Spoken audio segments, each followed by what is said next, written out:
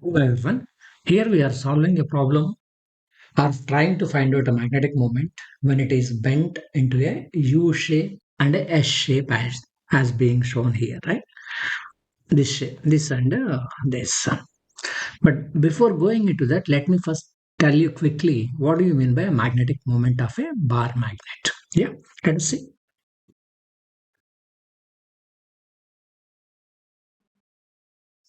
A bar magnet is in the shape of a bar who has obviously two poles, North Pole and the South Pole.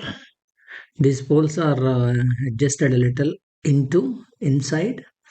The length between these two poles is called as magnetic length, which is measured with the magnetic center L and L together. That is a 2L. So, if you remember back, the magnetic lines of force always they moves out of the North Pole and they comes into the South Pole like this. So, because the magnetic field, so if you see the direction, it will be like this. So outside it is from north to south, but inside it is from south to north. Thus, inside the magnet there is a direction for the flow of the magnetic field. Taking that into account, magnetic length is measured as L plus L as I mentioned earlier. 2L magnetic length is 2L and it's a vector whose direction is from south pole to north. That is magnetic length. Then similarly, we have another term called magnetic pole strength. That is how strong the pole is in attracting or repulsing other poles, shown with the letter small m.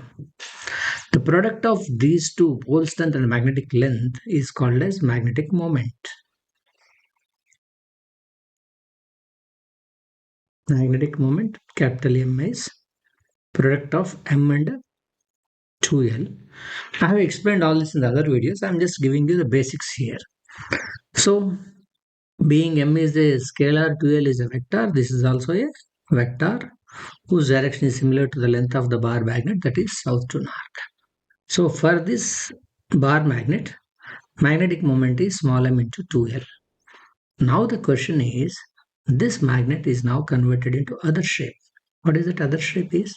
It is converted into a U shape, assuming that all sides are equal, three equal sides like this. It was bent like this. What is its new magnetic moment is the kind of question that we are now looking.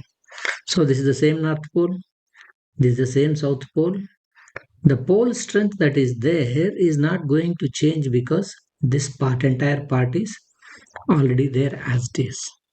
Pole strength is because of number of molecules at the edge that is at the pole. The molecules remain same even if you bend it. Therefore, the pole strength remains same even when you bend it. But how about the length? As I said, the length is distance between North Pole and South Pole. This. This is no more 2L like I said earlier. This is 2L. This is definitely not equal to 2L, this value. How? Because this entire value is 2L, which is divided into three parts. 1, 2, 3. So each part of that, that is this part, will have a length 2L. This part will have another length that is 2L, one third of that 2L, 2L by 3. And this part also will have another length of 2L by 3. So the magnet is bent into three parts such that each part is having a length of 2L by 3. The shape is changed. Now the distance between south and north pole is similar to this distance, that is the bottom U. So the distance between the two poles is 2L by 3. So new length 2L dash when you convert into a U shape is 2L by 3. New pole strength remains the same. So new magnetic moment as a product of pole strength and new length. M and 2L, small m and 2L is new magnetic moment M by 3.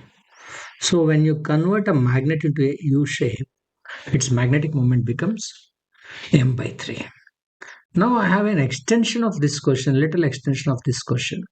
What happens If you convert that magnet into a S shape, yeah, this becomes a little tricky further. I want you to understand it carefully. This is what your S shape is.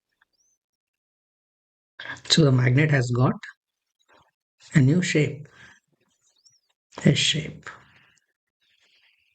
So if you notice carefully, this is divided into how many parts? 1, 2, 3, 4, 5, assuming that they're all equal parts. So the entire length is shared across 1, 2, 3, 4, 5 parts. So each part is now having a length of 2L by 5, 2L by 5. This is also a 2L by 5. This is also a 2L by 5, and this upper part is also a 2L by 5. Now the north pole and south pole remains same. The pole strength remains same because you are just bending, you are not changing the number of the molecules there at the corner. So even when you change it into an S shape, its pole strength is going to remain same. Now the next question is, what's the distance between the north pole and south pole? So this is the north pole, this is the south pole, this is the distance between them. How much is this distance is? I don't know. But I know one thing. This is a length of 2L by 5.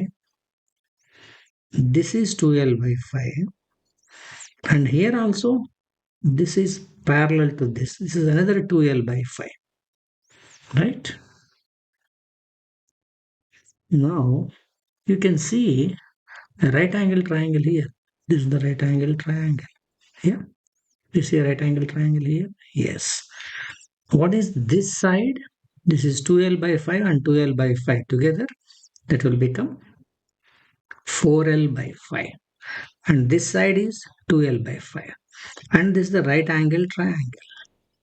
Hence, we can apply just a Pythagoras law and find out the new length, that is this length, what I call it like x.